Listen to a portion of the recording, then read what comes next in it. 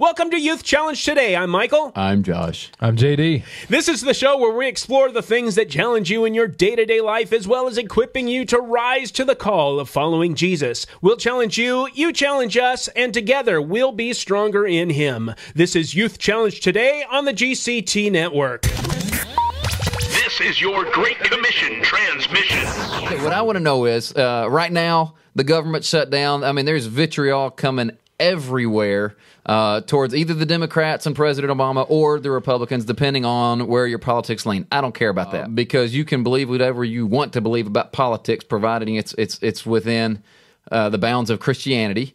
And I'm not talking about dragging in Christian principles on stuff that's gray areas and trying to force those issues on people, saying that it is. We're not going there. What I want to know, Michael, is where does the vitriolic attitude from teenagers come from? Their parents. With Christian teenagers. All right, JD, as a youth minister, does it really matter how Christians talk and respond, or is it just something that really, and in this area, does it really matter how Christians talk and respond about politics, about leaders anywhere, teachers? It has to. Principals, or is it just a gray area and it doesn't really matter? No, it matters because God said it did. When God says there is no authority except given from God. But JD, does that include the teacher who's really unfair and is really mean to students and they really are in the wrong? What about a teacher like that? It doesn't take away God's calling in our lives.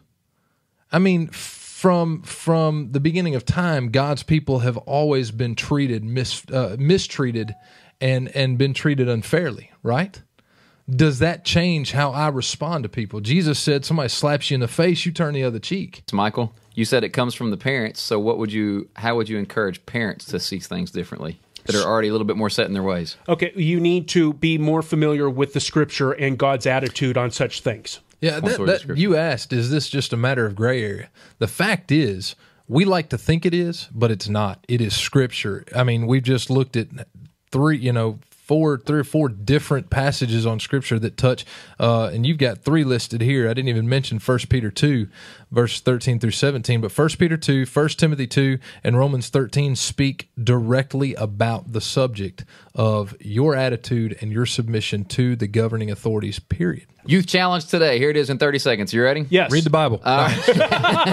Done. All right. One from the first thing that Michael talked about when we talked about, if you're saved, live like it in every arena, and then that covers all social media. It covers everything that we want to talk about. It covers your attraction to church. If you are saved, then live like it. Number two, what John David said, pray for your leaders. Just pray this week and see what happens. That includes your dirty, rotten teachers and your principals that are busting you. It's not easy, but Scripture calls you to change. Michael, bring us home. Peter Jackson just called in about this show, and this is what he has to say. It's pretty mind-blowing. You have been tuned in to Youth Challenge Today. Join us over at youthchallengetoday.com. That's where all the podcasts are posted. Shoot us an email at ask@youthchallengetoday.com.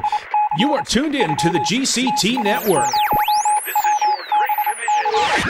This is your Great Commission transmission. At GCTNetwork.com. Great Commission transmission. This is your Great Commission transmission.